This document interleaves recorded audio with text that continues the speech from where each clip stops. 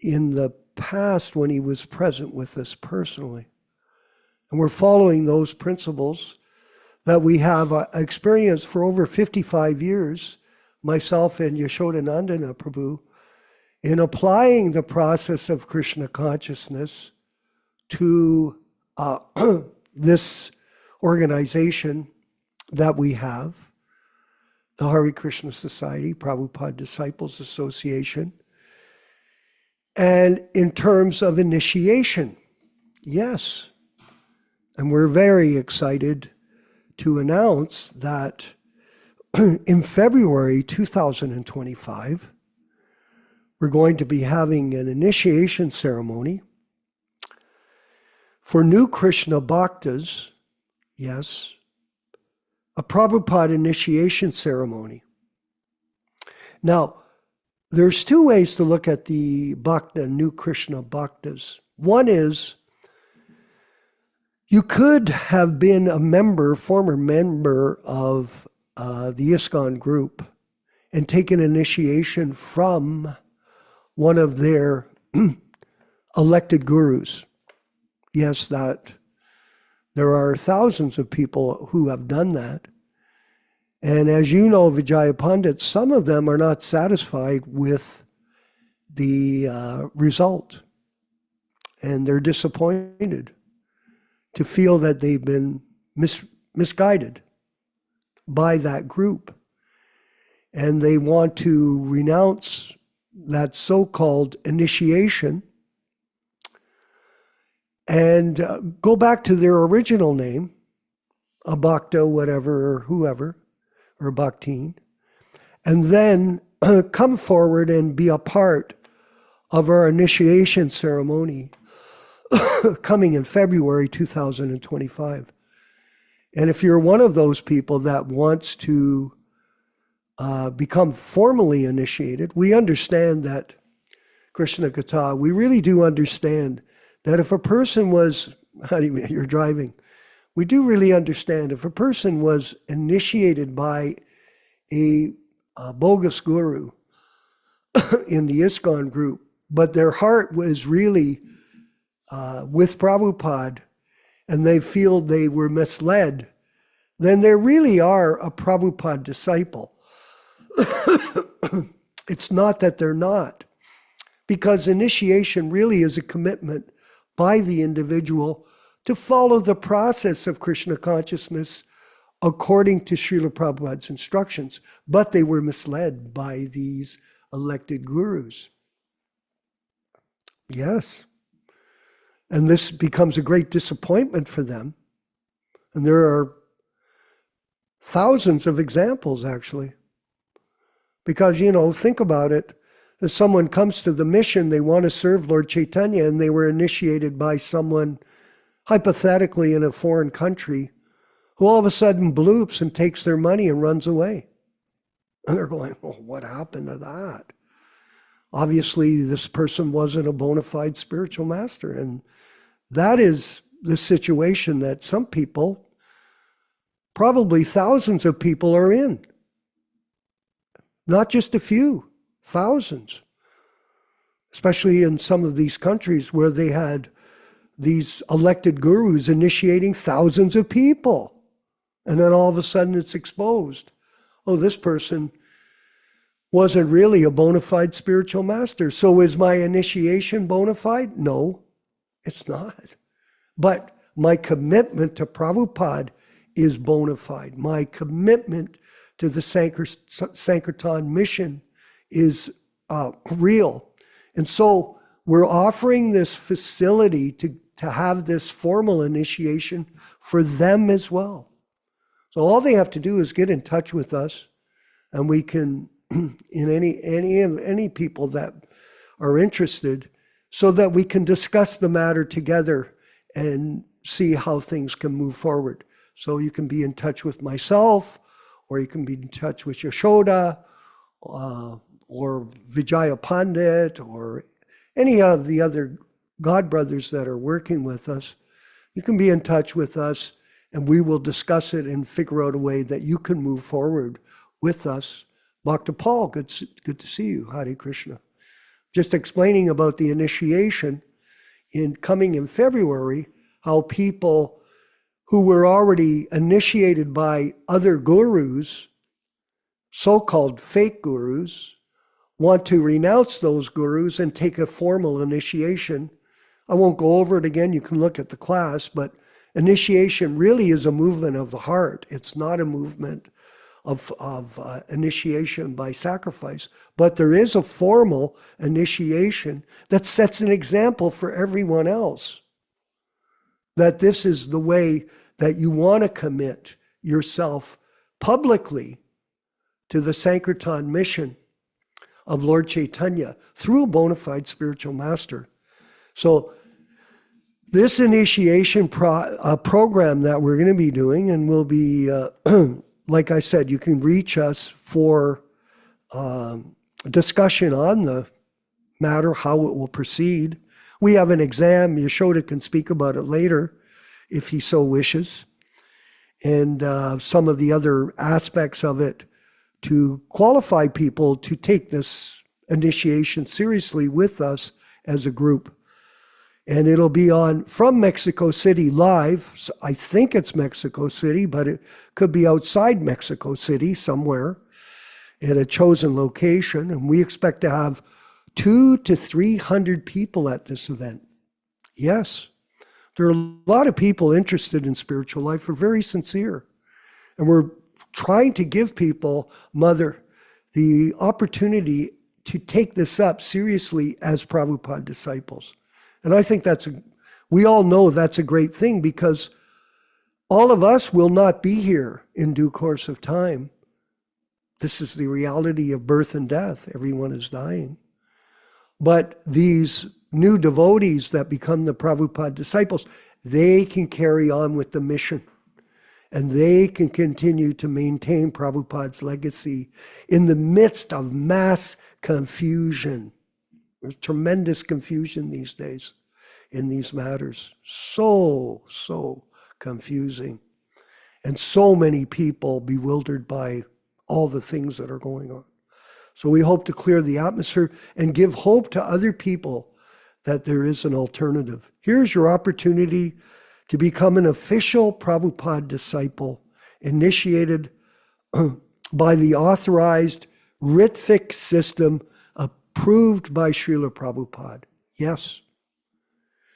Those serious bhaktas who are interested, they can contact, as I mentioned, Yaśodā-nandana Prabhu at Yaśodā-1008 or myself. I've got a Karmi email address, bobbyhebert@gmail.com. And for further information on how to qualify, we also accept candidates who wish to cancel their initiation from other gurus in ISKCON. Yes. So very interesting. And the Gaudiya Math and the other yoga groups. Protecting and preserving Prabhupada's legacy for current and future generations. So that's the announcement that I wanted to make tonight to all of you. And if you have questions, please get a hold of us. We're going to move forward with the diaries of Srila Prabhupada. Hopefully we can... Nilesh, did you see the messages I sent on... Thank you. So where are we here? I can't see that. What's that date?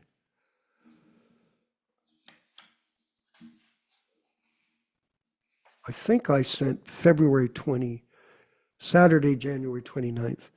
Just before that, 28th. So thank you. Perfect. So Prabhupada on February 28th, New York, he purchased vegetables for 42 cents. You can see it in his own handwriting. And you see bus fare was 30 cents. So total expenditures for that day was 72 cents. But he had no money. Just remember that, everyone. He had no Lakshmi. A little bit, but he had his books. And he saw Mr. Cohen at his place. He is to come here tomorrow at 4 p.m. And if you can move down, show the picture. Do you have the picture of the building? Just slide down. I think I sent it. No, that's okay. So we'll go to Saturday. Yeah, there. Can you turn that around? Is that possible? Look at the atmosphere there. If you can't, that's all right, Nilesh.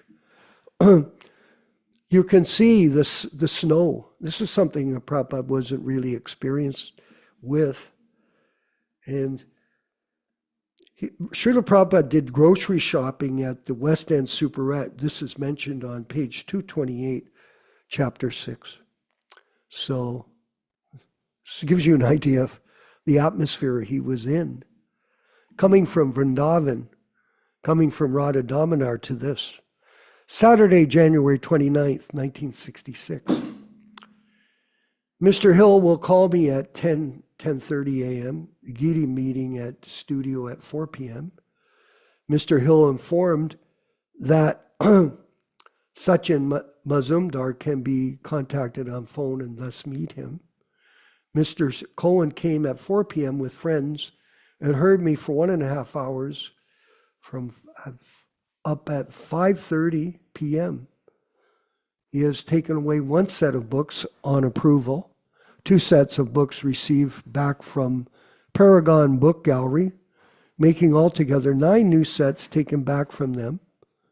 The expenditure is bananas 26 cents, bus fare 30 cents, and the total cost is 56 cents. To Sri Advaita Prabhu's appearance day, observing by fasting like a Ekadasi. And on Sunday, January 30th, too much snow falling today and the wind blowing very severely, so I could not go to Mr. and Mrs. apartment for meals. Somehow or other, I managed my bath and meals in the studio. Excellent. And I purchased milk and butter for 51 cents. Very austere. No place to shower and no place to cook. And here we have, this is the last day of January. That's the side picture.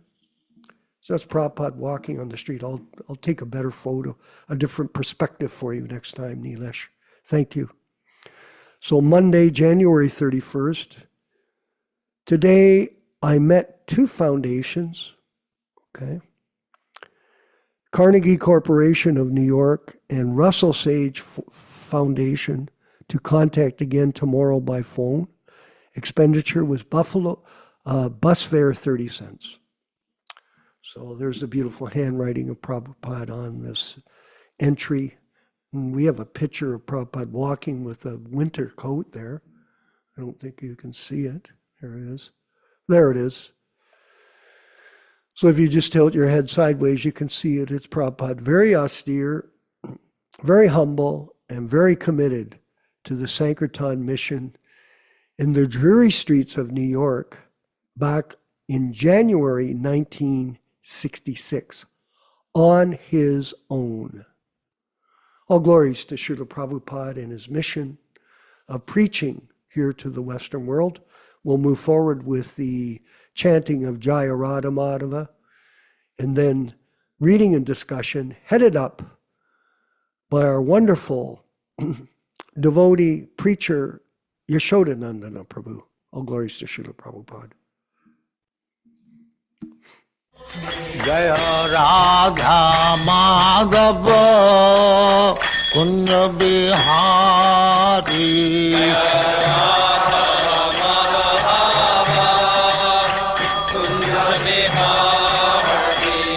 Jaya Radha Madhava Kunja Bihari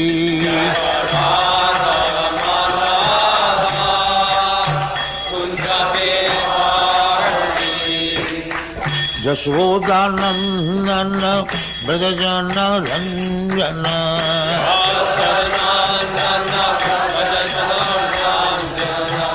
Yaśodā-nandana Brajajana Ranjana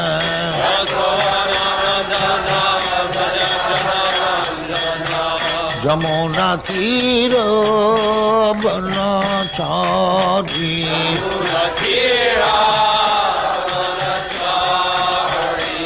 Yamuna Tira Vanachari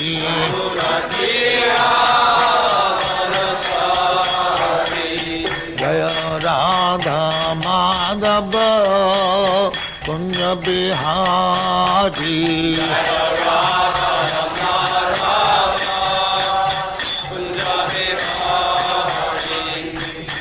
Gopi Jana Vallabha Girivaradhari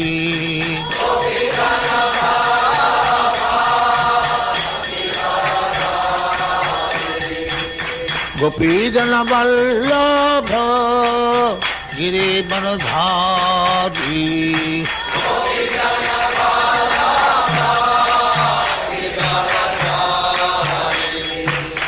Yaśodā-nandana Dāsa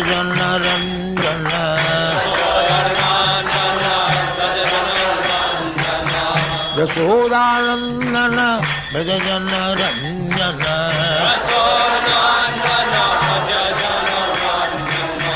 Yamuna Tira Vanachari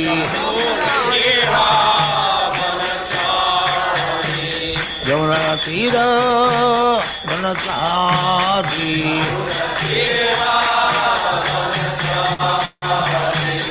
Jaya Radha Madhava Kunja Bihari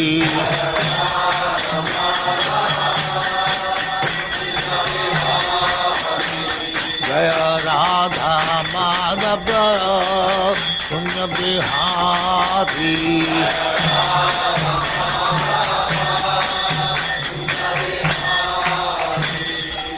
Jaya Muspa Paramahansa Parivrajagācārya Sattvaresvara Samāda Bhaktivedanta Saraswati Goswami Prabhupada ki Jai Ananta Koti Vaishnava ki Jai Nāmācārya Sri Haridas Thakur ki Jai Prem se kaho Sri Krishna Caitanya Prabhu Nityānanda Sri Advaita Gadadhar Srivāsadi Gaur Bhaktimani ki Jai Sri Radha Krishna Mokh Gopinath Sam Khand Radha Khand Giridhar ki Jai Vrindavan Dham ki Jai Navadvip Dham ki Jai Ganga Mai की जाए जमुना माई की जाए गुरु द्वारका धाम की जाए स्वामी तो भक्तविंद की जाए और ग्लोरीज टू देयर मिले और ग्लोरीज टू देयर मिले thank you very much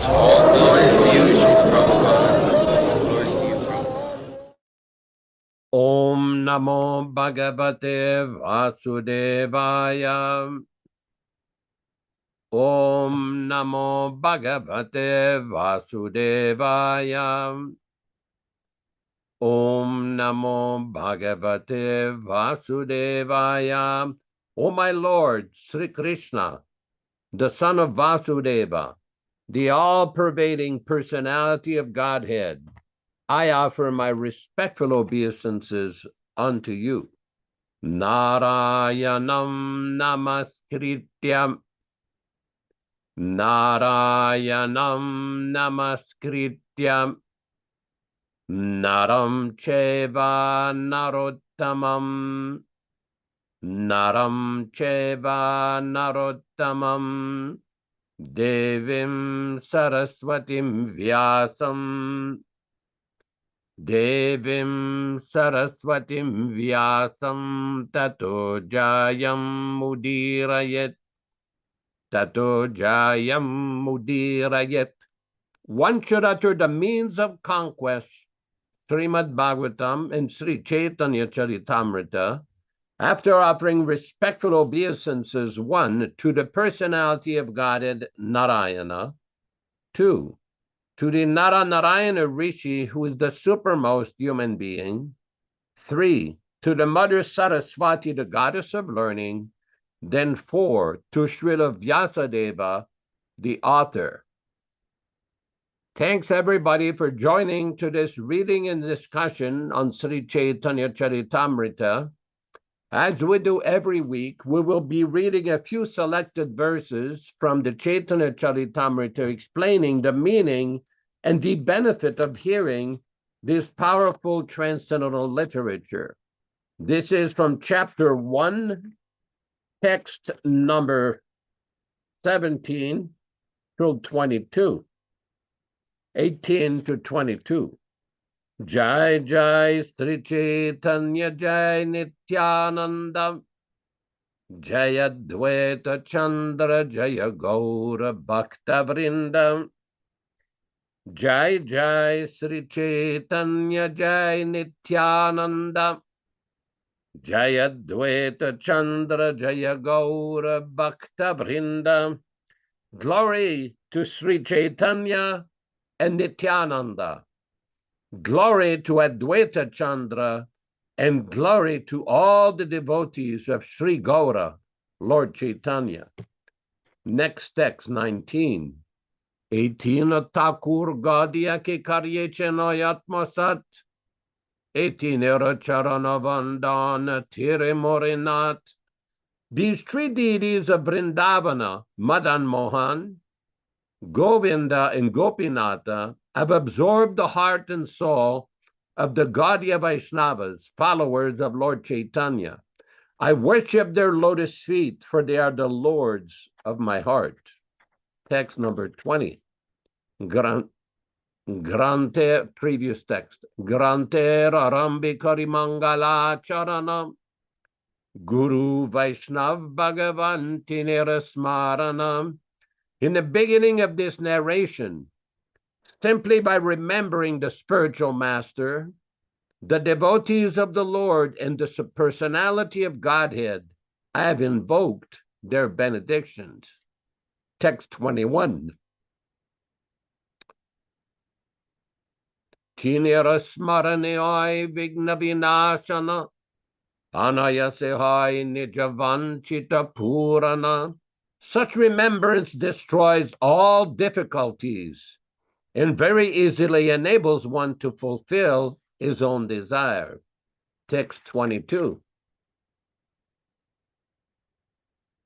Simangala charanoi trivida prakar vastu nirdesha chiravada namaskara.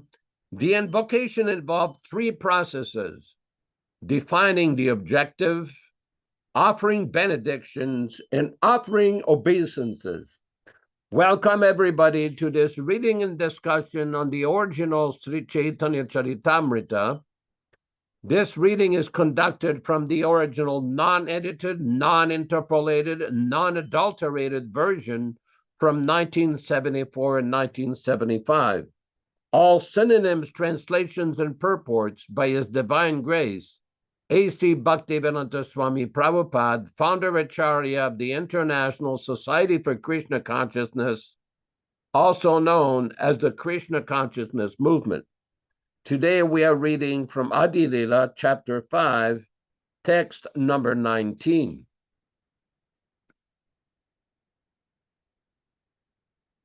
Brahmande prakasha tara Krishnero ichai Ikai Swaruptar Nahi Duikai Brahmande, within the material world.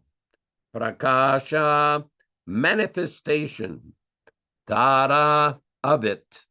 Krishnera Ichaya, by the supreme will of Lord Krishna. Ekai, it is the same. Swarupa, identity. Tara, of it. Nahi, not. Dui, two. Kaya, bodies. Translation: that abode is manifested within the material world by the will of Lord Krishna. It is identical to that original Gokula. They are not two different bodies. Purport by His Divine Grace, Srila Prabhupada. The above-mentioned Dhammas are movable by the omnipotent will of Lord Krishna. When Sri Krishna appears on the face of the earth, he can also make his Dhammas appear without changing their original structure. One should not discriminate between the Dhammas on the earth and those in the spiritual sky, thinking those on earth to be material and the original abodes to be spiritual. All of them are spiritual. Only for us, who cannot experience anything beyond matter in our present conditioned state, do the Dhammas and the Lord himself in his archer form appear before us, resembling matter, to give us the facility to see spirit with material eyes. In the beginning, this may be difficult for a neophyte to understand, but in due course, when one is advanced in devotional service, it will be easier, and he will appreciate the Lord's presence in these tangible forms. Text number 20. Chintamani bhuvi kalpa prikshamayavan charmachak sedeke tara prapanchirasam Chintamani bhumi, the land of touchstone, kalpa vrikshamaya, full of desire trees, vana, forest, charmachakshe, the material eyes, deke, see, tare, it, prapanchira sama, equal to the material creation. Translation by Srila Prabhupada. The land there is touchstone, Chintamani, and the forests abound with desire trees. Material eyes see it as an ordinary place. Purport. By the grace of the Lord, his Dhammas and he himself can all be present simultaneously, without losing their original importance. Only when one fully develops an affection and love of God, can one see those Dhammas in their original appearance. Srila Narottam Das Thakur, a great Acharya in the preceptorial line of Lord Sri Chaitanya Mahaprabhu, had said for our benefit that one can perfectly see the Dhammas only when one completely gives up the mentality of lording it over material nature. One's spiritual vision develops proportionately to one's given up the debased mentality of unnecessarily enjoying matter. A diseased person who has become diseased because of a certain bad habit must be ready to follow the advice of the physician. And as a natural sequence, he must attempt to give up the cause of the disease. The patient cannot indulge in the bad habit and at the same time expect to be cured by the physician. Modern material civilization, however, is maintaining a diseased atmosphere. The living being is a spiritual spark, as spiritual as the Lord himself. The only difference is that the Lord is great and the living being is small. Qualitatively, they are one, but quantitatively, they are different. Therefore, since the living being is spiritual in constitution, he can be happy only in the spiritual sky, where there are unlimited spiritual spheres called Vaikunthas. A spiritual being conditioned by a material body must therefore try to get rid of his disease instead of developing the cause of the disease. Foolish persons engrossed in their material assets are unnecessarily proud of being leaders of the people, but they ignore the spiritual value of man. Such illusion leaders make plans covering any number of years, but they can hardly make humanity happy in a state conditioned by the threefold miseries inflicted by material nature. One cannot control the laws of nature by any amount of struggling. One must at last be subject to death, nature's ultimate law. Death, birth, old age, and illness are symptoms of the diseased condition of the living being.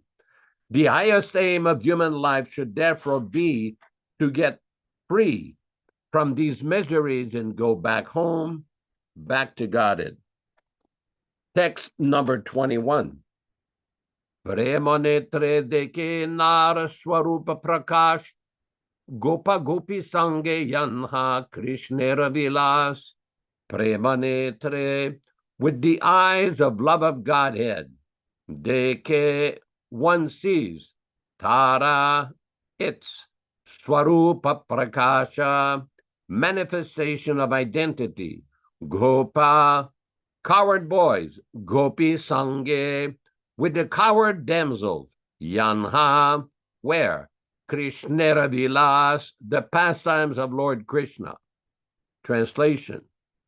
But with the eyes of love of Godhead, one can see its real identity as the place where Lord Krishna performed his pastimes with the coward boys and coward girls. Om Ajnana Timirandasya Jnananjana Shalakaya Chakshuran Militam Yena Tasmai Shri Gurave Namaha. Namo Vishnupadaya Krishna Prestaya Bhutale Srimate Bhaktivedanta Swami Nityānanda Namaste Saraswate Deve Gauravani Pracharine Nirvishesha Shunyavadi Paschatya Deshatarine Bhakti Siddhanta Shishyayam Bhaktivedanta Namine Prasannaya Prashantaya Tasmai Shri Gurave Namaha Bhagavad Vandanam Kadyam Guru Vandana Purvakam Kshiram Sharkara Yuktam Kadatehi Visheshataha Adadana Srinam Danter Idam Yachi Punaha Punaha Srimadrupa Padam Bhoja Dhulishyam Janma Janmani Amsho Bhagavatosmyaham Sadadasu Asmi Sarabata Tatkripa Pikshako Nityam Tatprishta Shatakarumishvam Sri Krishna Chaitanya Prabhu Nityānanda Sri Advaita Gadadhara Sri Vasadi Gaura Bhakta Vrinda Hare Krishna Krishna Krishna Hare Hare Hare Rama Rama Rama Hare Hare. We find in the Bhagavad Gita, our Lord Krishna explains Natad Bhashariyate Suryo, that the spiritual world does not depend upon anything. It is self-luminous. All the spiritual world is coming from the effulgence of the body of Krishna. It is eternal. The influence of the material energy does not exist there. Everybody has a transcendental body, free from suffering, free from anxiety, free from birth, death, old age, and disease. And everyone is blissfully engaged without any anxiety. Just like today I saw, before this program, there was an advertisement, or one leader in Russia threatened to bomb American cities with nuclear bombs if American weapons are used against Russian cities. Now, those who live in that part of the world and are experiencing this conflict can understand very well what we're talking about, because they experience it every day. Now, think of a situation where you would be with no more suffering, no more anxiety, no more headaches, no more toothaches, no more old age, and that you would be blissful all the time with no suffering. In this world, that is not possible. It's not possible. There was a very nice YouTube video that was sent to me by a very nice devotee.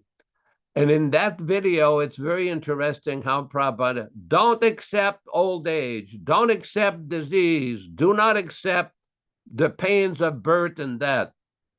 Take shelter of Krishna. And it's Krishna's promise. It is Krishna's promise. The Bhagavad Gita chapter 4, text 9 is very clear. Janma karma chame divyam evam yo vetti tatpataha. Tyaktvadiham punarajanma naiti mam iti sorjana. That if one remembers Lord Krishna, understand is the nature of his transcendental activities, he will not have to come back here and suffer. So this is thank you for displaying this verse. Prabhupada says, one who knows the transcendental nature of my appearance and activities does not, upon leaving the body, take his birth again in this material world, but attains my eternal abode, O Arjuna. Now, when we look at the purport, how Prabhupada is describing this, he's very nicely analyzing the benefit of understanding Krishna directly. Now, sometimes devotees will say, well, I've been officially initiated. I got my initiation. Does it mean that automatically I go back to Godhead? Not necessarily. There are certain religiosities in this world. They think that when you get your initiation or your baptism or your initiation into the fold, that you're guaranteed heaven. You're guaranteed to go back to the kingdom of God. Now, in Krishna consciousness, it's important to understand that understanding Krishna's activities means to act with that understanding. Not that one thing, well, I've understood Krishna is the Supreme Lord and then do all nonsense. That is not. Several times, Vishwakarma Prabhu has mentioned how important it is for devotees, both aspiring devotees and practicing devotees, to chant Hare Krishna in the method prescribed by Srila Prabhupada. Now, it's interesting, in 1969, when I was first initiated, there was one devotee named Sripati. Sripati was a very nice, tall devotee, very qualified devotee. He was an amazing Mriganda player, a very good kirtan leader, an amazing cook, and he could preach very nicely. He could preach all the aspects of Krishna consciousness, and he was explaining one time that when you get initiated, no gambling also implies no mental speculation. We don't invent things. We don't manufacture interpretations.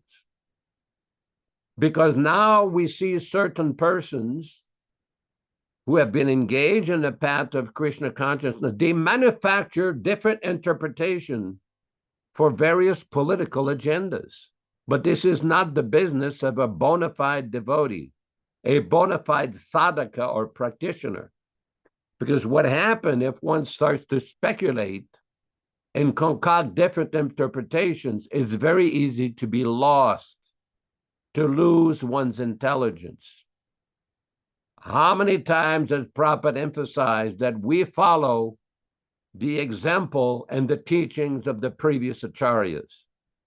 And this is a very important point, because there are certain persons who have been stifled, who have been victimized by false propaganda, who think that they can invent and manufacture their own way of practicing Krishna consciousness.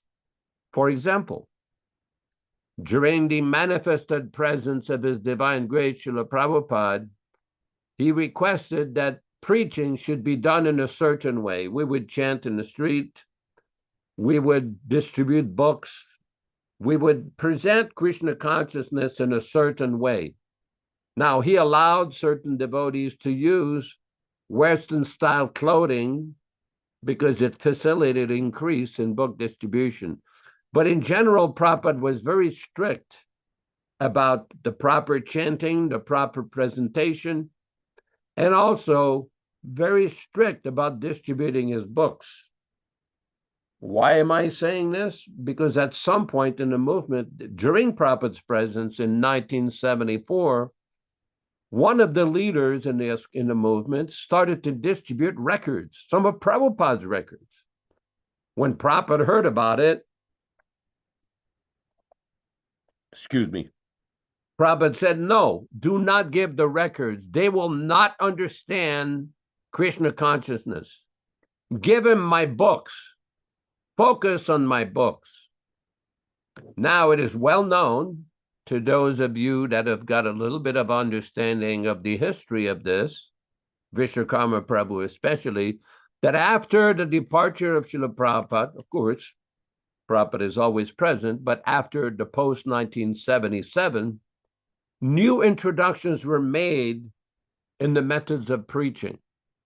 Now, various explanations were being given that we're doing this for Krishna, we're doing this for Prabhupada, we're doing this for spreading Krishna consciousness.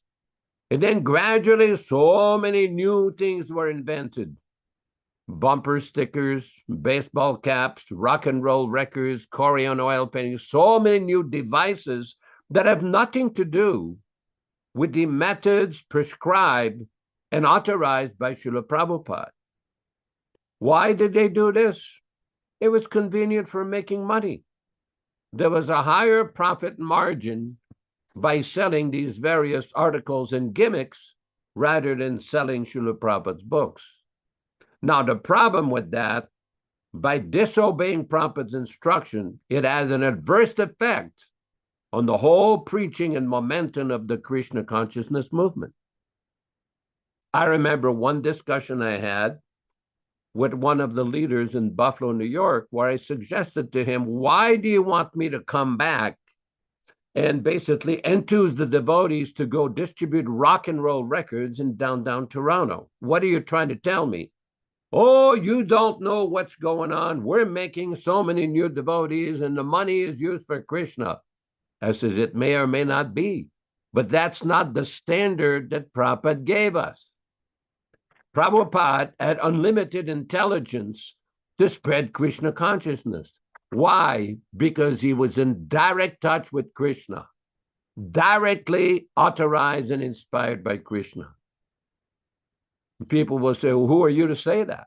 Well, I'm nobody, but Prabhupada in his Caitanya-caritāmṛta purports in Antya Lila, chapter 5, text 71, explains nicely that the spiritual master, whenever he speaks, directly speaks as directed by the Supreme Personality of Godhead himself. And the ways and means and instructions that Prabhupada gives are just like they are given by Krishna. Prabhupada knew he had direct contact with Lord Krishna 24 hours a day. This is very important. Very, very important. Because sometimes devotees think they can invent, that they can bring about new methods that suits their fancy, their political agenda, or their dream. That should not be done. The process should be followed, whether it's the process of Sankirtan, distributing Krishna consciousness, the process of practicing Krishna consciousness, excuse me, or the process of initiation, the process of deity worship, the process of kirtan. We personally have experience in the manifested presence of His Divine Grace Srila Prabhupada. One time in Mayapur, the devotees got carried away with doing one of these Haribol kirtans for 5, 7, 10, 12, 14 minutes. Finally, one of Prabhupada's servants came over and says, he stopped the kirtan. He says, stop this immediately. Prabhupada says, just chant Hare Krishna. We don't do this Haribol kirtan. And of course, devotees, there's tapes of Prabhupada devotees chanted Haribol, Haribol, and Prabhupada encouraged the devotees, but it's very easy to get carried away with unauthorized kirtans. And this has been seen, especially in some of the centers in India, like in Vrindavan, Varanasi, and other, where devotees go on with some new mantras, some new unauthorized concocted mantras that God knows where they got them from. Nobody can figure it out, whether they got this from some Babajis or some Kath Goswamis or some Sahajis. Nobody can, but we know that many of these kirtans were not given by Srila Prabhupada. Sampradaya vihinaye mantraste nishfalamataha iti padme. Baladevi Bhushan in his Pramayaratnavali has described that whatever mantras one receives must be received through the bona fide authorized acharya in disciplic succession.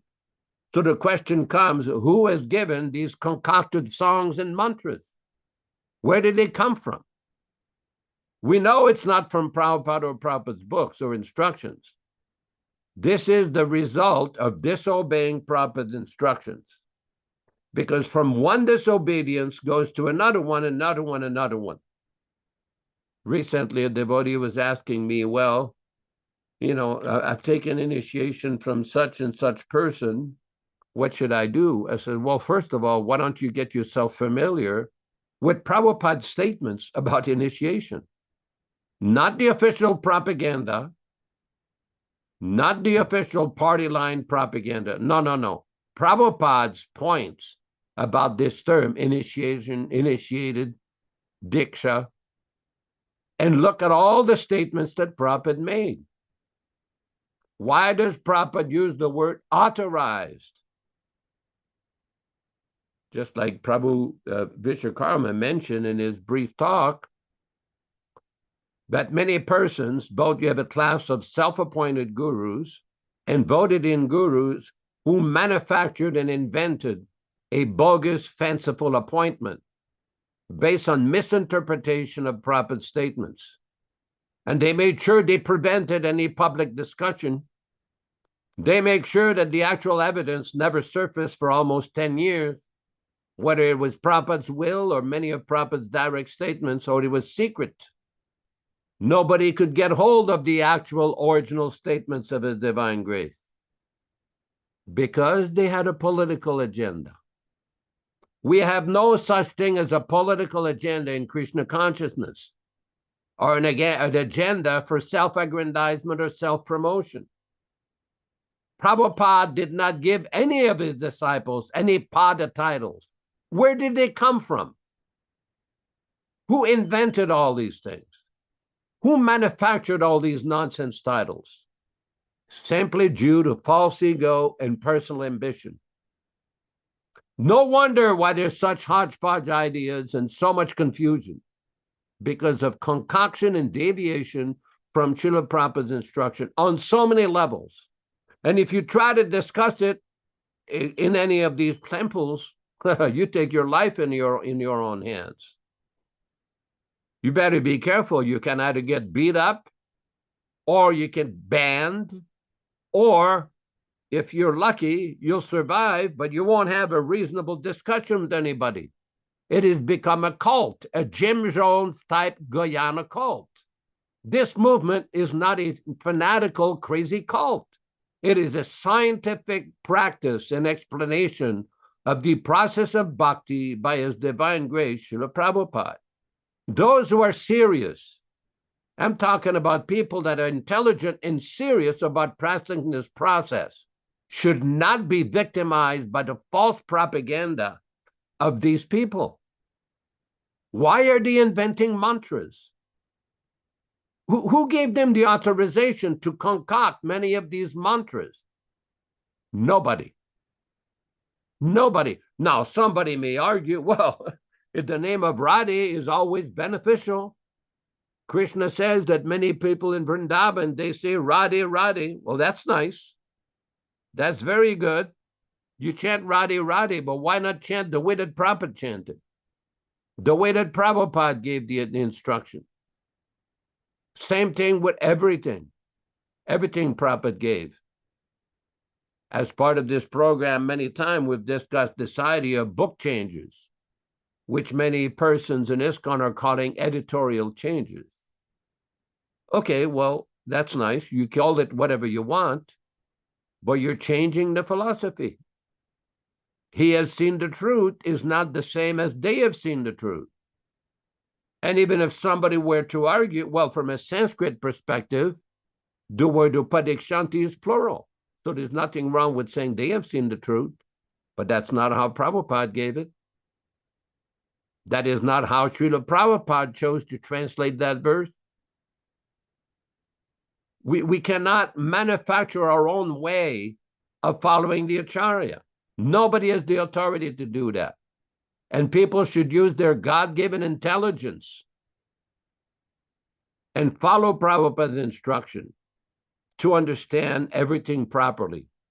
Otherwise, it becomes like a Jim Jones Guyana cult with no proper discussion allowed, beaning, batting, suing, ostracizing, kicking people out. What is this? What is all this nonsense? How many times have we heard Srila Prabhupada say, you should study my books from all angles of vision and discuss amongst yourself? What discussion ever took place in 78, 79 about what Prabhupada had said? When Prabhupada told the leaders in October of 1977, after he had come from Bombay to Mathura, India, there was a strike of the Indian Airlines. Prabhupada took the train from Bombay to Mathura. And I personally asked the late secretary, so how was the trip? And he said, immediately he said, Prabhupada said that he wants all of his disciples to come to Vrindavan. I said, have the disciples been informed? He says, not yet. Well, the reality is the disciples were never properly informed of Prabhupada's desire and intentions. Why misrepresent what Prabhupada said? What was the real motive behind this? Some people will say, well, this is political. It's not political.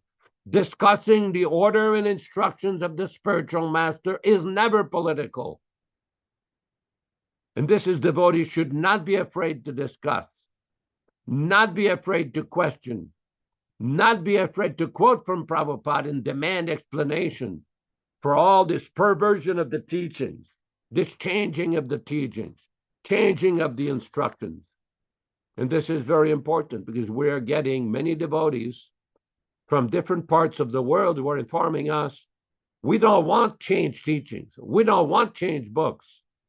And many devotees are retranslating Srila Prabhupada's original first edition books in some of their local languages so that they have the satisfaction and knowledge that we're giving the real teachings, not the perverted teachings, not the adulterated teachings, not the interpolated teachings, the original first edition teachings.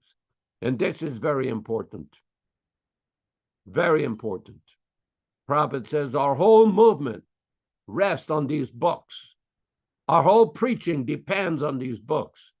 If these books are changed, where's the integrity? Where's the purity? Thank you very much and appreciate your patience. Hare Krishna. Hare Krishna, thank you very much. Yes, misinformation is commonplace on all levels of education or politics or religion these days, especially in politics. There's so much information, misinformation that's being delivered to the masses, and they're confused. And Prabhupada mentions here in the purport, in text 20 of today's verse, chapter 5, I'm just going to read the bottom section of it. Foolish persons engrossed in their material assets are unnecessarily proud of being leaders of the people. It's true, you know, they're proud. Many of these leaders are just actors. Like here in Canada, the current prime minister was teaching a part-time course at high school on acting. And now he's turned out to be quite the actor and making so many mistakes. But the people ignore, and this is the major mistake that he makes. Prabhupada says they ignore the spiritual values of man. So you'll notice nobody brings up God in any enlightened manner in the modern discussions of political affairs, educational affairs. Prabhupada referred to the universities as slaughterhouses. Why? Because they have no information about the temporary life that we're all engrossed in due to Maya's influence. We're lost, like animals, lost in the forest. We don't know where we're going. So Prabhupada says further in this purport of today, such illusioned leaders make plans covering any number of years, but they can hardly make humanity happy in a state conditioned by the threefold miseries inflicted by material nature. What's the solution? It's not there. Okay, there's at the bottom of the purport there. Very insightful, everyone, because we're seeing what's going on in our own situation. Let's go back. I'm going to keep reading from that section. One cannot control the laws of nature by any amount of struggling. One must at least be subject to death, nature's ultimate law. This is something people don't want to acknowledge. For one who is born, death is certain, but nobody wants to accept that. Death, birth, old age, and illness. Illness are symptoms of the diseased condition of the living entity, living being. The highest aim of human life should therefore be to get free from these miseries and go back home, back to Godhead. So, very deep insight here into the purpose of human life, which is not being explained by the leaders of these countries, and it's a total act, a hoax. Like in ISKCON, it's a hoax. And I wanted to move forward with a brief review from the Bhagavad Gita, where Prabhupada gives a succinct understanding to us how to be happy. And he mentions it here, what is real happiness. So we'll go to text 23 in chapter 13 of the Bhagavad Gita, Nature, Enjoyer, and Consciousness. Chapter 13, text 23, Nature, Enjoyer, and Consciousness. And the translation is, yet in this body, yes, thank you, there is another, a transcendental enjoyer, who is the Lord, the supreme proprietor, who exists as the overseer and permitter, and who is known as the supersoul. They don't teach this in the political atmosphere of the current society. They're completely like animals. We'll go to the purport, which is down. We'll go to the next section. If you can bring it up a bit for us, if you can bring it closer. The fact is that individual living entities are eternally part and parcel of the Supreme Lord, and both of them are very intimately related as friends.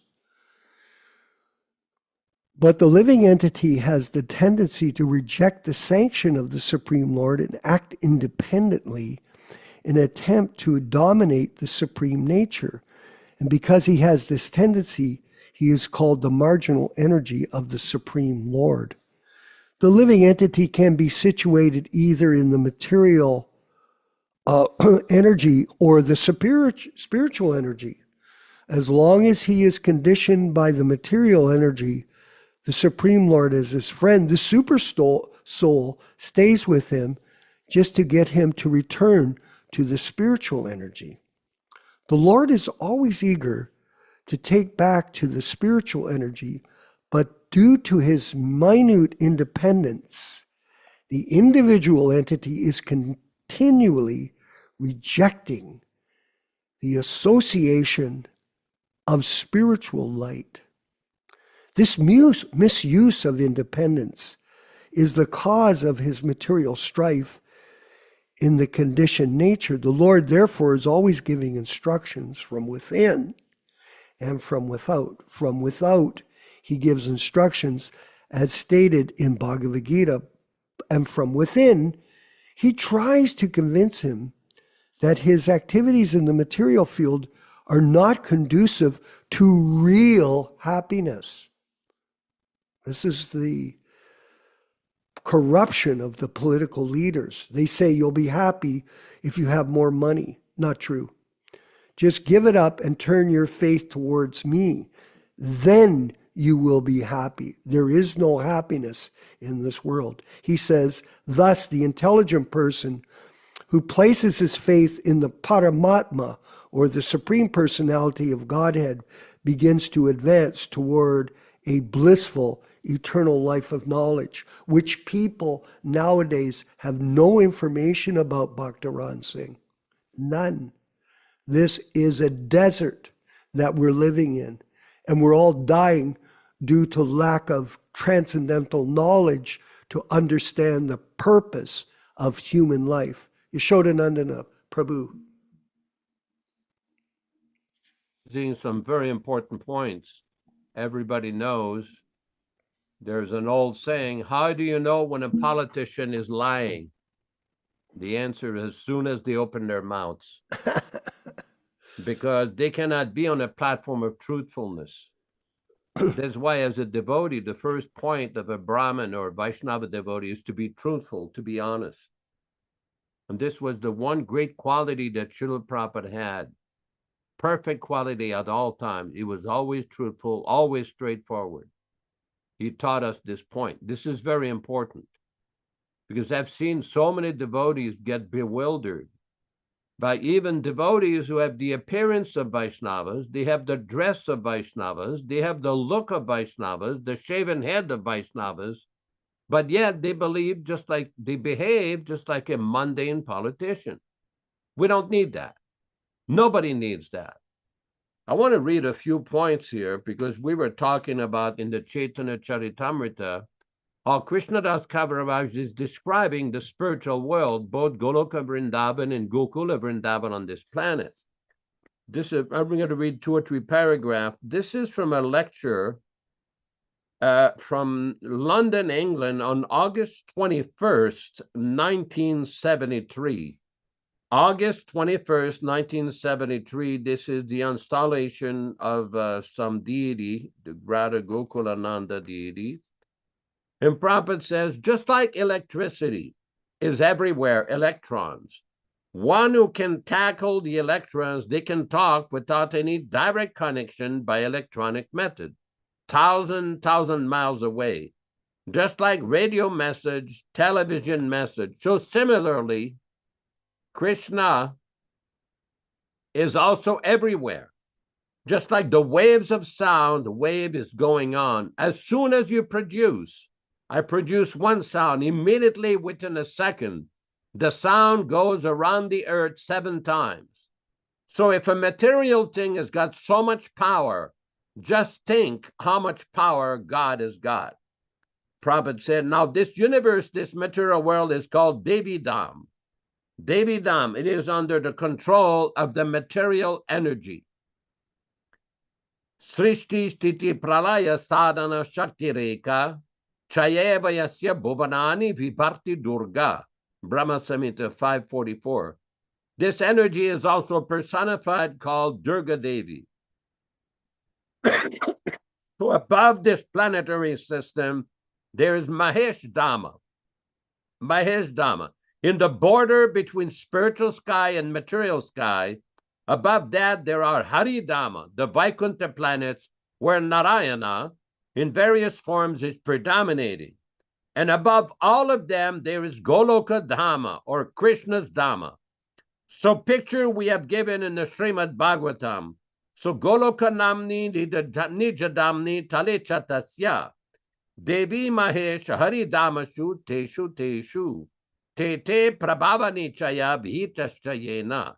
Each planetary system has got specific atmosphere. Everything is specific. So that is done, that is created by the Supreme Personality of Godhead. So in this way, Krishna is there in the topmost Goloka Dhamma, but still Goloka Dhamni Nivasati. Although he is living there, Akilatma Bhuto, he is everywhere. He is everywhere. That is Krishna. Hare Krishna.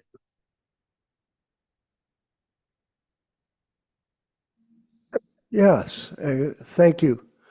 We're getting, Yaśodā-nandana Prabhu, we're getting some interesting questions on the chat right now. I thought maybe we would swing everyone, if it's okay, we'll move over to a few of those questions and try to answer the people through the chat.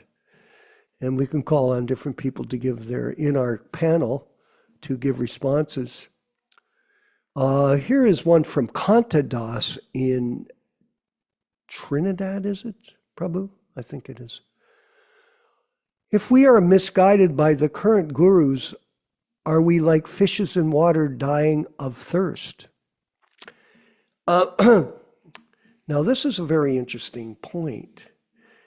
I think it arouses the question, is there potency in these books, say, being written by these gurus that these students they're following are studying, like this book here. Look at this thing. This is a book by Radhanath Das. And they're putting on the front here, Radhanath is a towering spiritual figure of our time, by Dr. Cornel West, a philosopher, academic, activist, and author, whoever he is.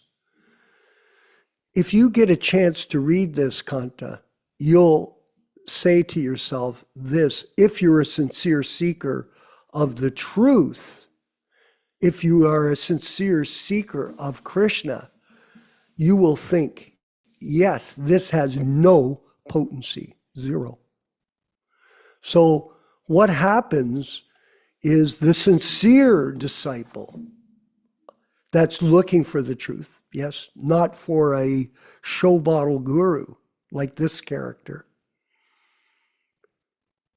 Krishna will direct him to Prabhupada and the bona fide information how to get out of the material world by the mercy of the spiritual master, the real spiritual master.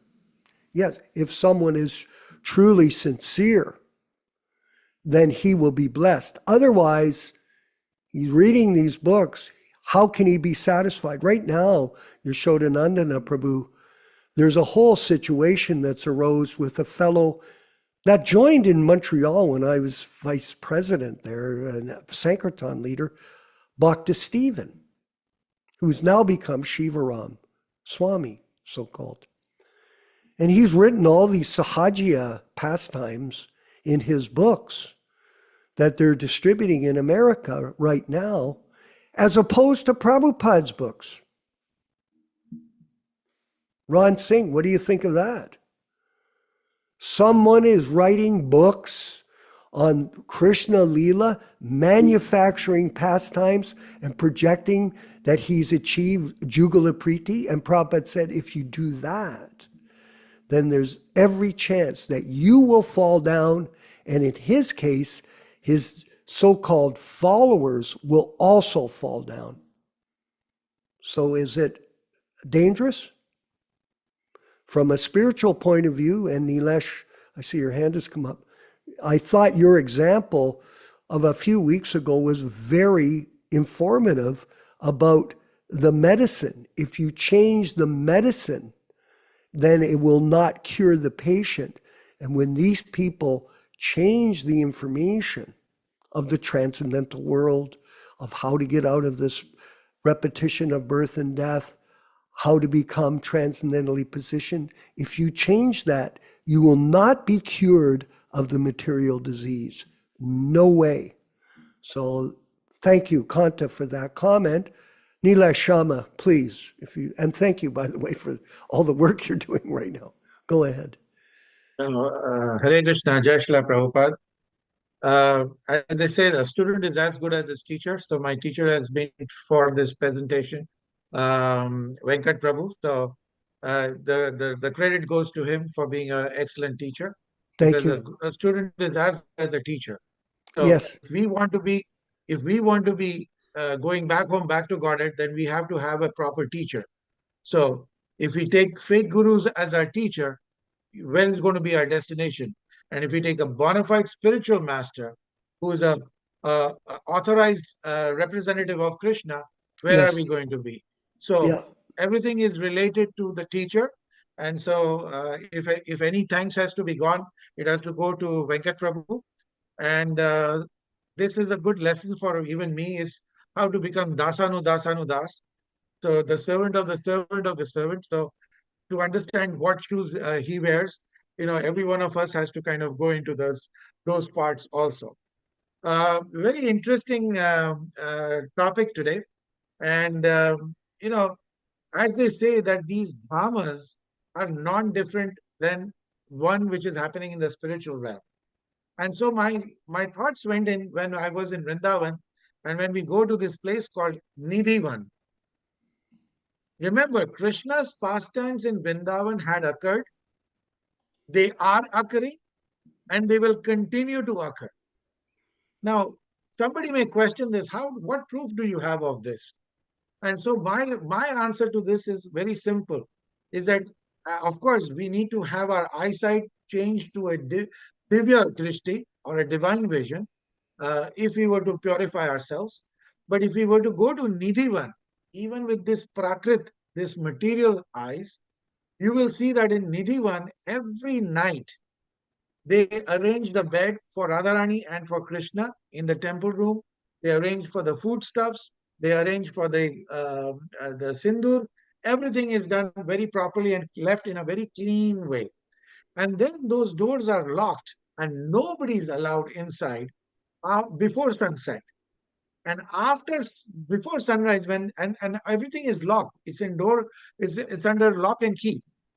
And when you go back in the early morning, when the Pandit or the main Mukhyaji, he opens up the doors, and once you see it, everything is disheveled.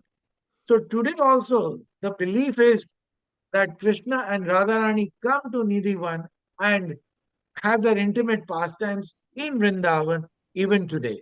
So if you were to see, is that the dhammas are eternal, but the problem is, do we have the vision and the knowledge to understand and see it the way we are supposed to see?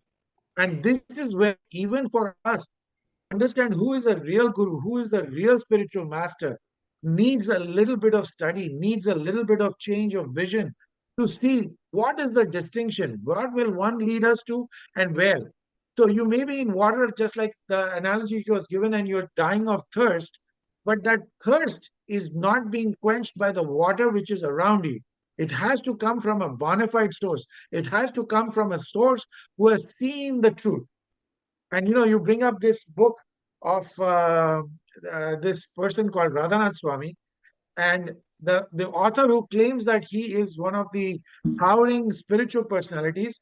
I question whether how much of a Tattva Darshina he is to see that if he is a spiritual master, if he is a spiritual tower. How much does he understand of Krishna consciousness to make that statement? So if Yaśodā-nandana Prabhu or yourself or somebody else who has understood the spiritual or the Guru Tattva, if he wants to say it, there is some credibility. But then I can always get somebody who is inferior to me or who doesn't know anything about my subject matter. Like I'm a periodontist, and if I tell Vishwakarma Prabhu, can you give me what you call a memoir for my perio book? And you don't know anything about periodontology, and you say, oh, Dr. Dalal is the best one, best periodontist in our generation. Now, how good is that recommendation? This is what my point is. I would love to know what Yaśodā-nandana Prabhu has to say. I'll ask him to speak in a minute. We're moving forward with the program, and I see Garuda Prabhu with us. Garuda Prabhu, I have somebody here. His name is Viv, and he is here for the first time, and he's going to ask us a question. Let's see what his question is. Viv, could you come up on the screen or speak, turn your microphone on, and ask the question to our group this evening? Whereabouts are you, Viv?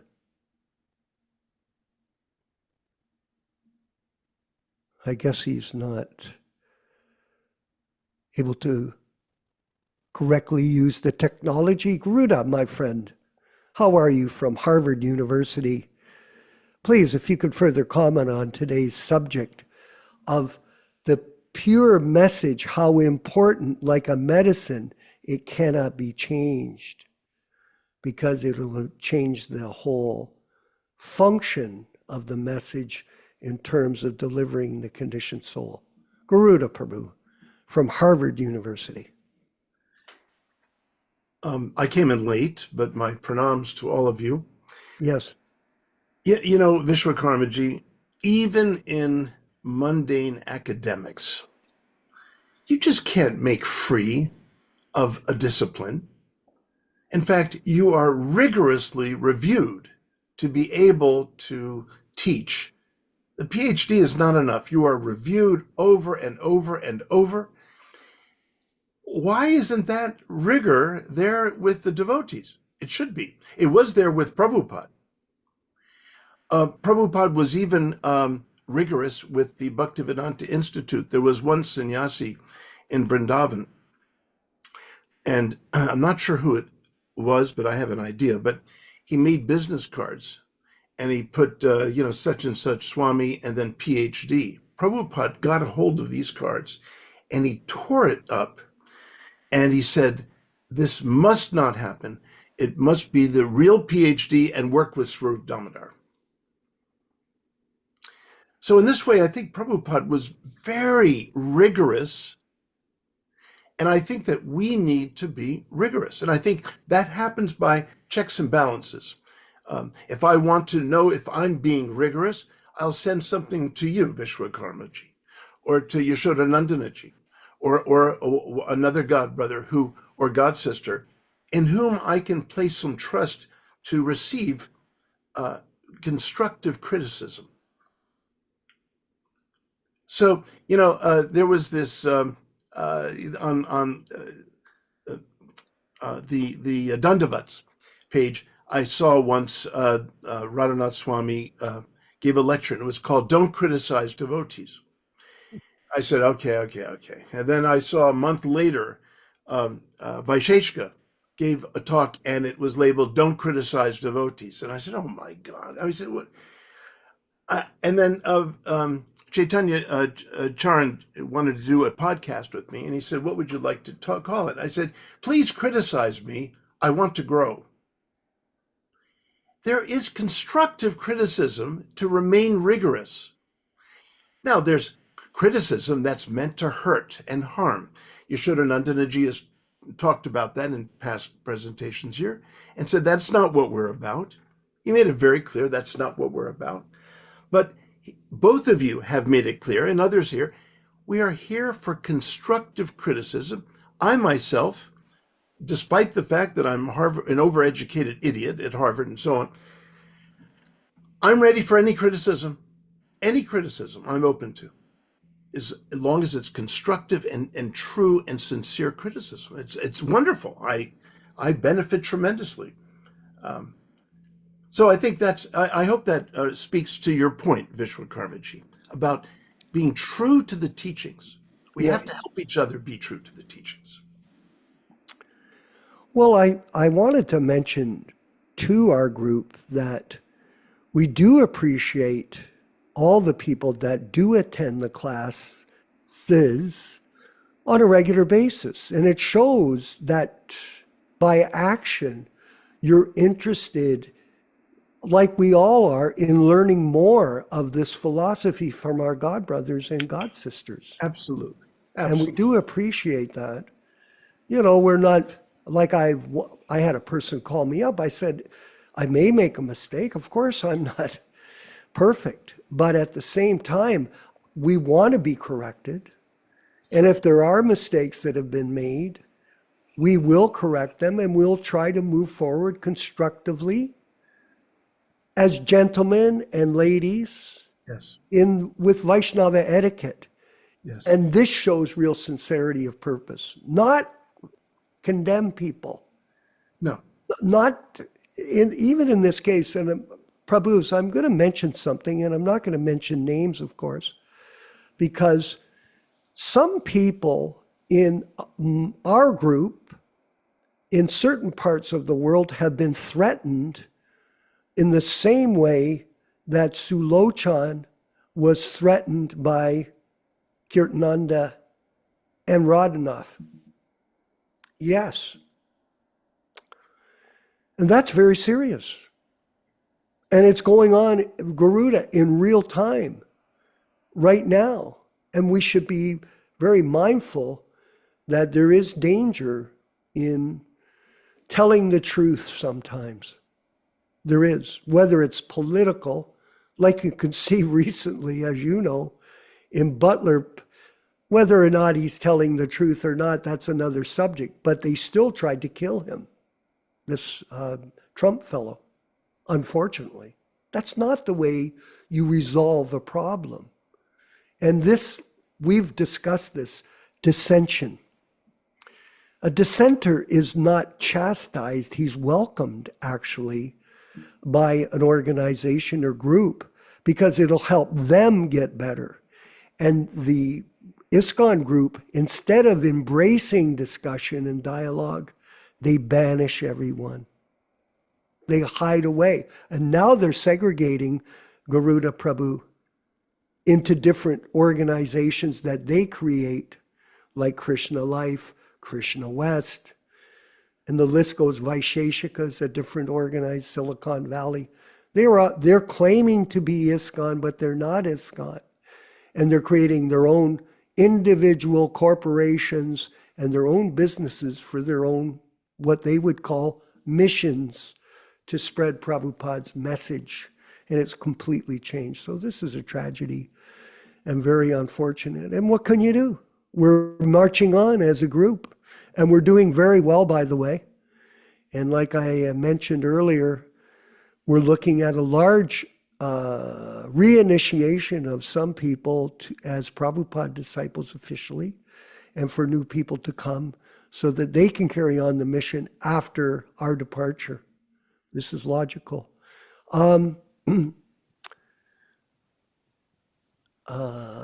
Yaśodā-nandana Prabhu, please. Just want to make a slight correction. We have no such thing as a reinitiation. There's only a bona fide, proper, authorized initiation. Let's use the proper terminology, and I think it's very important. Yes. I want to point out on the screen there, I don't know if everybody can see the screen from the chat, where the issue of distributing records, these were distribution of Prabhupada's records that took place in the mid-1970s. And Prabhupada said, the stress must be on books. Nothing else needs to be sold. If someone hears a record, he will not understand anything of our philosophy. He will simply enjoy it as sense gratification. But if he gets a book and reads even one page, then he may very well likely be induced to take part in our movement. These records are not important. My books are important. You should make arrangement to distribute them in as much quantity as possible. Encloses one letter from Ajita Das, president of Stockholm, wherein he expresses anxiety and confusion coming from this record distribution. This was a letter to Hamsadutta on January 6, 1975. And Prabhupada repeated the same in another letter in December 19th of 1974. In other words, Prabhupada prescribed certain ways and means of presenting Krishna consciousness because he was empowered.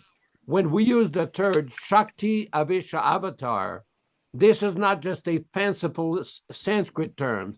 This is a factual description of a person who is specifically empowered, Shakti, Avesha, who is imbued, who has been given the power to present Krishna consciousness, like all these great acharyas. And this is very important because only acharyas on that level have got the power to adjust the means and ways of spreading Krishna consciousness.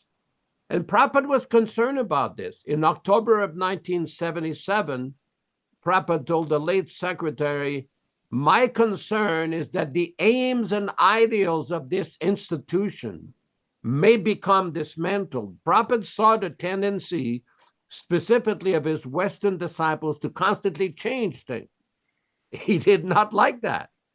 I mean, we see it with this issue of the books and the records, of changing the books, changing this, changing that, not allowing open discussion, What kind of Brahmins? The Kshatriyas fight with swords and bows and arrows and maces. Brahmins fights with arguments in Shastra and scriptures. If they're not willing to discuss openly, publicly, threadbare debate the bona fide of their whole system, what does it say? I mean, you could not survive in an academic environment if you refuse to discuss what you present or what you write. It would not be allowed. You may survive for some time, but the understanding is that in that field, you have to discuss, present things, or re-explain, or debate. You have to present some logical, credible arguments for your position, not some authoritarian, oh, I've said so. Some managerial board has decided so. Oh, that may be. And this is why devotees should not be victimized. I keep using that term, victimized by false propaganda. Just before we came on this program, I got a devotee in India, an old friend, who sent me an exchange between one of the leaders in India, in Western India, explaining the position of the managers of the society. And the problem with that explanation, it's one of those, we're the managers, we're in charge, we're in power, just do what we say, we don't accept anything you say. Okay, how are you going to spread Krishna consciousness that way? It's not going to work. It's not working in America. It's not working in Canada. It's not working in a lot of places. Millions of books have been distributed and the temples are empty. Why? Because there's a big difference between the precept, the original precept and teachings in the books, and how it's been implemented in practice. That is a point to be discussed in the future. And I want to point out, several times on this program, we've said that we were going to have a series of special events discussing this issue of Guru Tattva, how it was introduced in 77, 78, and following years.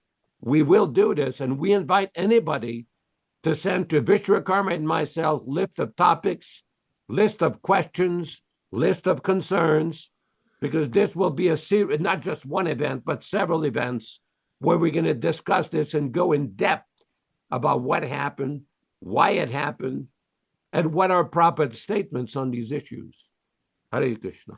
Yeah, thank you very much. And I wanted to mention, I'm going to let Garuda speak for a minute on this post that he put up, but Garuda Prabhu, I wanted to mention a very important aspect of why things were changed. And it was specifically related to Prabhupada's instructions about his godbrothers and association with them. Now, he specifically, Garuda Prabhu, sent me a letter after Ban Maharaj came to Toronto and we let him speak. Prabhupada was very upset that he spoke in the temple and exhibited these so-called ecstatic symptoms of love of Godhead. And Prabhupada told in a letter to me categorically, do not associate with my godbrothers, do not buy their books, do not read them, do not get involved with them, because it was his business with them. It was specific, and we're disciples. So a disciple follows. Prabhupada wants to deal with them, he can deal with them however he wants, but it's none of our business. What did they do, Garuda? They went to the Gaudiya Math. Unbelievable. And I even spoke to one of these people that went to the Gaudiya Math, Bhagawan, who was a friend of mine. He tells me, oh, that letter that was written was specifically for you. Even though Prabhupada says right in the letter, do not associate with my godbrothers. And why did Prabhupada say that? Because he saw the corruption in the Gaudiya Math. He saw it. He knew it better than we did. We didn't know anything. But Prabhupada told us, don't, because what happened? They infected our godbrothers. They contaminated this mission. They did it. And some of our God brothers accepted these instructions from them, and this spread, this whole elected guru system that was introduced in the Gaudiya Math into our movement. And look what's happened now, Garuda. It's mass chaos. It is, for us, as looking down on the situation with an objective perspective, and with dealing with thousands of devotees now in the last so many years, it has become a disaster, a chaos, a spiritual, chaotic situation. And then you've got all these Ritvik, Prabhupada Nuga, ISKCON groups, these people from Singapore. It's just unbelievable, all the confusion. Garuda, Prabhu, please. We don't even need the Gaudiya Math or translators, so-called translators of the Acharya's books to get distracted. We just, all we need to think about is that I can improve Prabhupada. That's all we need to think about, and then everything goes to pot. I'll give you an example.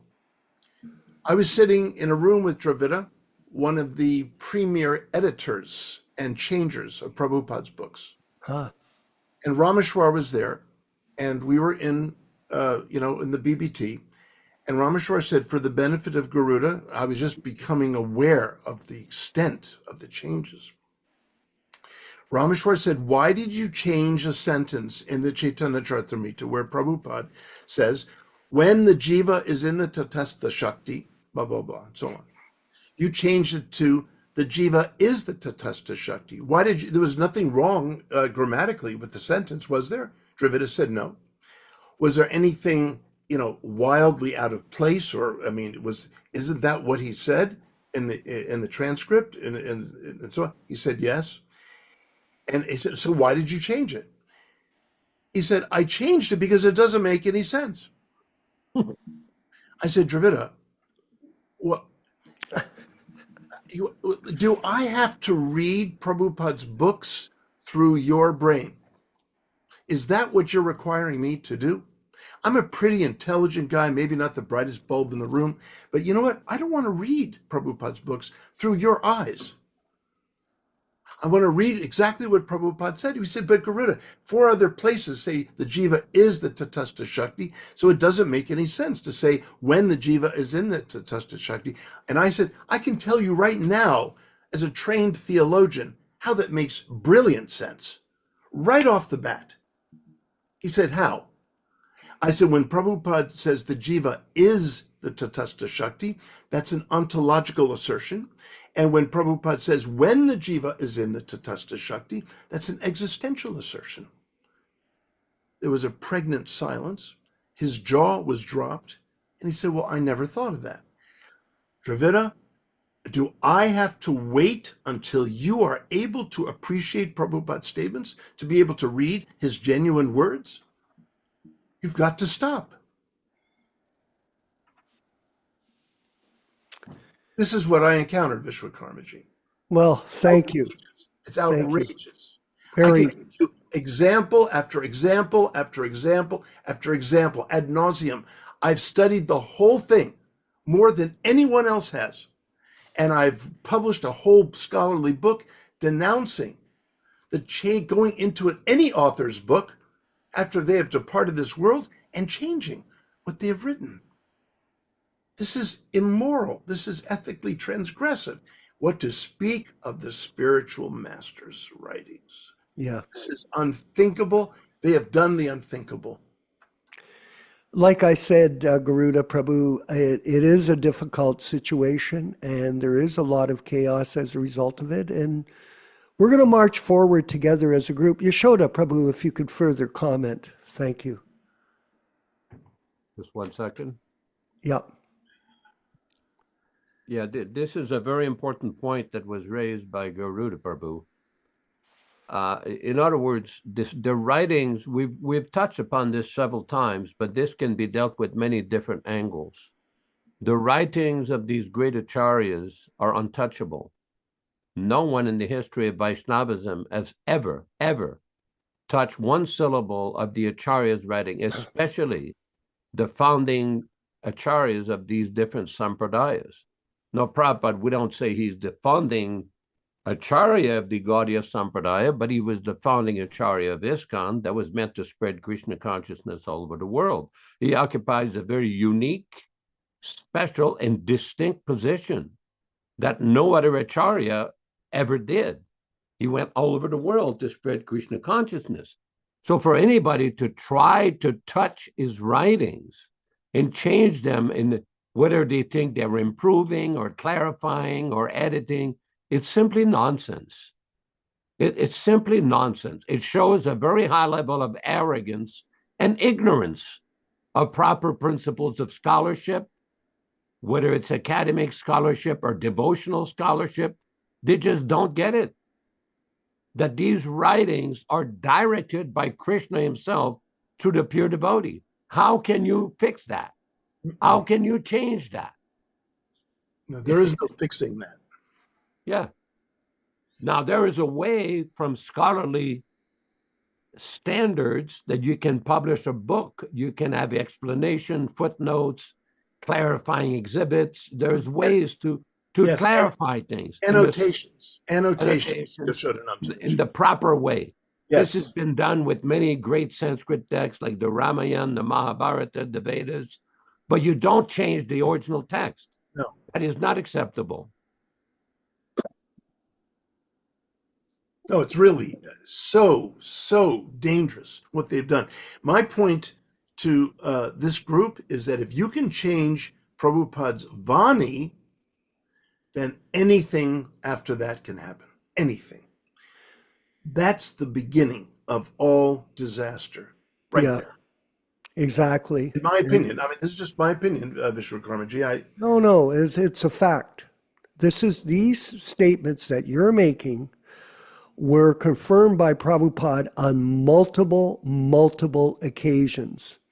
And just so you know, everybody in our group, we're going to wind up the program, but thank you, everyone, for your participation. And we are planning a future project, Garuda Prabhu, to tell the truth of the whole matter in 4 different volumes. Prabhupada in his early days with the Gaudiya Math, then with when he started ISKCON, then after that with the introduction of these elected guru systems, and then after that, the current state of affairs that we're in and how we'll march forward. 4-volume book, definitive state truth of the whole matter with no confusion. And then I would also like to do, Garuda Prabhu, is do a mini-series, documentary like they did the Peacock films, done by us, which does tell the truth for future generations so there is no confusion. And then Fateh complete, it's done. This has to be done while we're still alive. We cannot just let this, carry on with all this speculation by everybody that's opened a cottage industry online and is going to speak their mind because they think they know. Oh yeah, well, you have a right, but that's your opinion. The facts are there. We have them, and we have to present them concisely and precisely to other people for the benefit of mankind, period. So thank you very much. We're going to end the program. Thank you, Garuda. Thank you, Yaśodā. Thank you for everybody that's here. Bhakta Paul, good to see you and that you're safe. I hope you enjoyed this very interesting conversation this evening on these very important matters regarding how to get out of the material world by the grace of the bona fide spiritual master, A.C. Bhaktivedanta Swami Prabhupāda. Nilesh, could you move forward and put up the kirtan? We're going to chant along for a few minutes with Srila Prabhupada. It's actually 2.5 minutes. Hare Krishna, Krishna Krishna, Hare Hare, Hare Rama, Hare Rama, Rama Rama, Hare Hare. Hare Krishna, Krishna Krishna, Hare Hare, Hare Rama,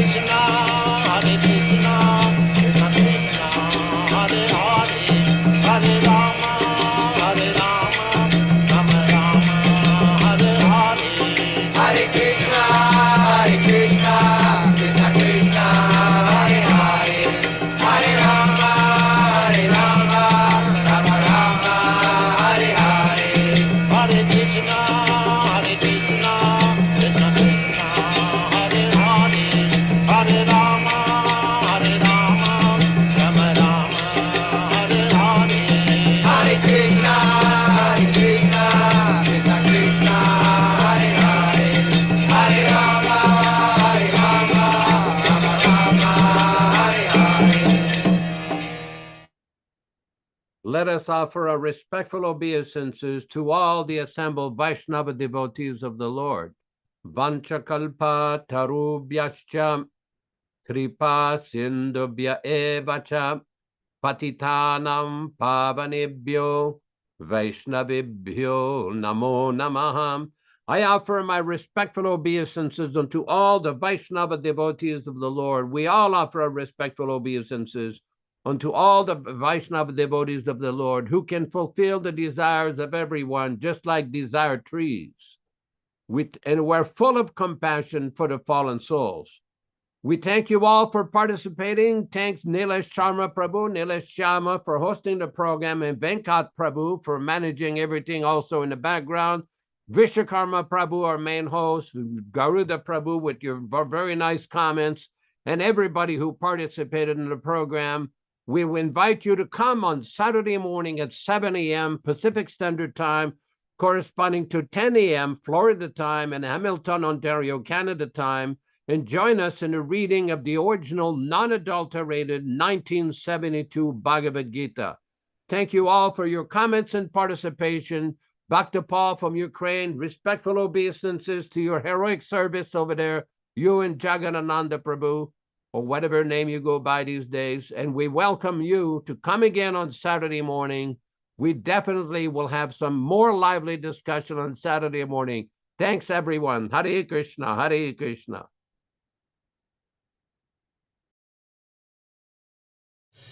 Hare Krishna, Krishna Krishna, Hare Hare, Hare Ram, Ram Ram, Hare Hare. Hare Krishna, Krishna Krishna, Hare Hare, Hare Ram, Ram Hare Hare. Hare Krishna, Krishna Krishna, Hare Hare, Hare Ram, Ram Hare Hare. Hare Krishna, Krishna Krishna, Hare Hare, Hare Ram, Ram Hare Hare. Hare Krishna, Krishna Krishna, Hare Hare, Hare Ram, Ram Hare Hare. Hare Krishna, Krishna Krishna, Hare Hare, Hare Ram,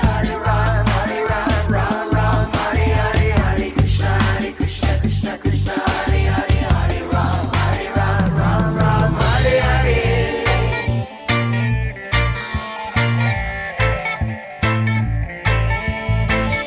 Hare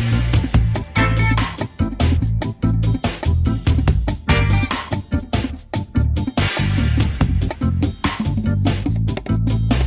Hare Krishna, Krishna Krishna, Hare Hare, Hare Rama, Rama Hare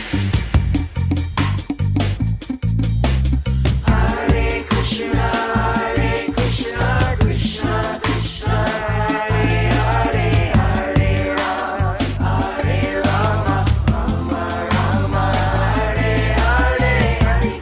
Hare Krishna, Krishna Hare Hare, Hare Ram, Ram Hare Hare. Hare Krishna, Krishna Hare Hare, Hare Ram, Ram Hare Hare. Hare Krishna, Krishna Hare Hare, Hare Ram,